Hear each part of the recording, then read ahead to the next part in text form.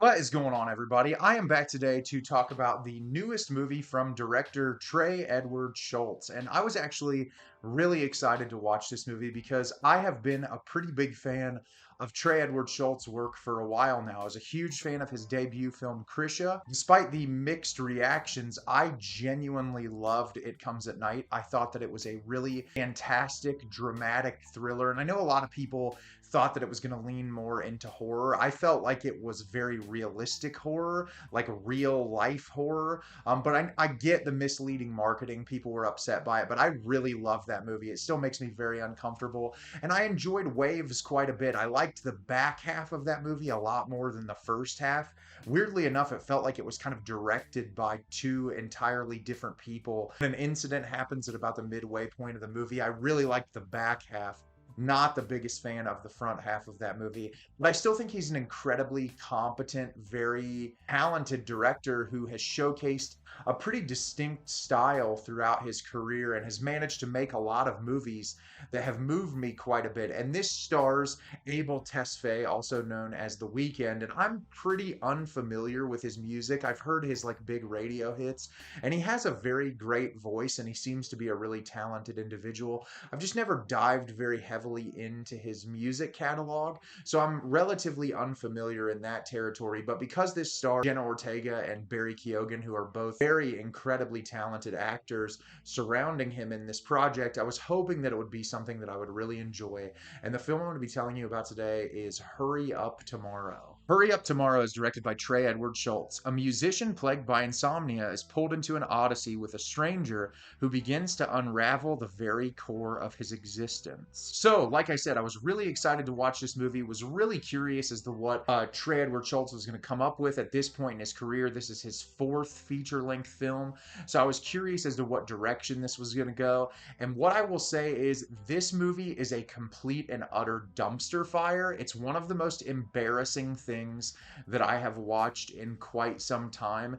It's truly kind of a mockery to Trey Edward Shults as a filmmaker because this feels like a soulless vanity project for The Weeknd. Like there is no artistic integrity in a lot of the decisions that are made.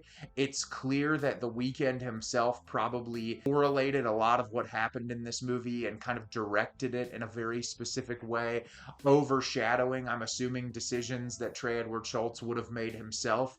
And this movie comes across as inauthentic, laughable. For a grown man, this felt like a lot of the dialogue was written and thought out by a teenager. Like it's really just one of the worst things I've watched all year, which is funny because the other movie that's in contention for one of the worst things I've seen all year also starred Jenna Ortega, which is Death of a Unicorn. So her agent needs to do a better job picking projects because she's incredibly talented, and this movie is absolutely horrible in every conceivable way. And I'm going to talk to you about it a little bit today. So it's a pretty simple plot. It's not very hard to describe. At the beginning of the movie, we're introduced to The Weeknd. He's playing himself, and he's going about his concerts, and he seems to be in this incredibly low place of depression because someone who he has been dating recently has broken up with him, and it's completely and totally shaken up his life to where he doesn't even care about performing. And his manager is played by Keoghan, and he's constantly like trying to build him up and say, hey man, these people who consume your music, they rely on you, they need you, you can't just quit because you're having a hard time in your life. And so for a while he reluctantly agrees to keep performing and doing shows. Well, at the same time, we're introduced to Anima, played by Jenna Ortega, who we see in like the first scene of the movie burning down a house and driving away from it. We hear her have some phone calls with her mother. It seems like she's not all there, like she's got some problems going on in her life, but she's constantly listening to The Weeknd's music, and we see that's like the lock screen on her phone. She's constantly listening to his music, and she's traveling to go see him in concert. Well, she goes to see him in concert, and the concert that she is at, he ends up like walking off stage and saying that he can't do it anymore. Well, somehow she ends up coming into contact with him. The two of them have a conversation, and they go spend time together, and it's seemingly very normal. Like two of them like are laughing and having a great time, and they seem to be sharing in their traumatic experiences. And then the movie takes a dark turn towards the third act, where it shifts in power dynamic, and this weird thing happens between these two characters where the movie turns sort of misery-esque in a way, and the entirety of the film is after the dynamic shifts between these characters, what happens and how does that impact the Weeknd's character. So like I said, this movie is terrible, and even kind of trying to describe it, I feel like that doesn't really completely showcase the ineptitude of this movie. In the first 35 minutes, I kept asking myself, what is this? This doesn't even feel like a movie. There's no plot or structure. It just feels like scenes occurring. Like it doesn't really feel like there's any semblance of idea what the director is trying to go for here. It's just like a random culmination of events that's executed in the worst way possible. I barely have a compliment in this. The only compliments I would pay, Jenna Ortega and Barry Keoghan do the best they possibly can with this garbage material. They're two incredible actors, and they really do everything that they possibly can with this material, but it is so incredibly thin that it's impossible to get anything meaningful out of it. There's also some really creative shots. I mean, Trey Edward Shults has always worked really well with his cinematographer, and there's some moments I really am getting kind of sick of that 360 camera spin. I really liked it in Waves. I thought it worked really well for that, but now it just feels kind of gimmicky, and I know there's directors that really like to have their gimmicks, but in this movie in particular, the scene that they used it in, there was two different scenes they used it in.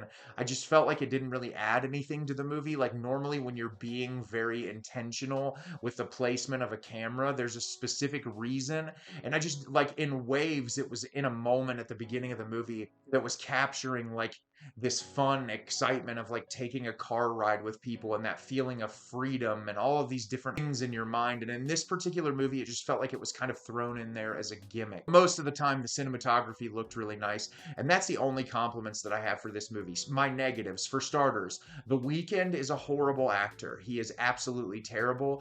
This movie, he gives, I wouldn't necessarily say it's as bad as a Tommy Wiseau level performance, but my God, anytime this guy tries to be emotional, it comes across as inauthentic slop. There's one scene in particular where he was like, he called his ex-girlfriend's phone number and was like leaving her a voicemail. And it was one of the most pathetic scenes I've ever seen from an actor. Like anytime he was trying to convey authentic hurt, it just didn't feel real. And that's one of the biggest problems with this movie is like he clearly released an album in correlation with the release of this movie. And I've heard good things about the album, but the movie does nothing to convey any sort of like idea that's interesting or that you haven't thought about before. And it's like one of those sympathize with the multimillionaire movies where it's like, oh, he's a person too. Every single one of his struggles that he's conveying is just like the laziest, most lame, awful thing that you can imagine. And because of how bad his performance is, it's impossible for you to sympathize with him. And that's what made this movie a very difficult slog to get through, is just how bad his performance is. This movie doesn't really pick up until about 50 to 60 minutes of the way into an hour and 40-minute movie.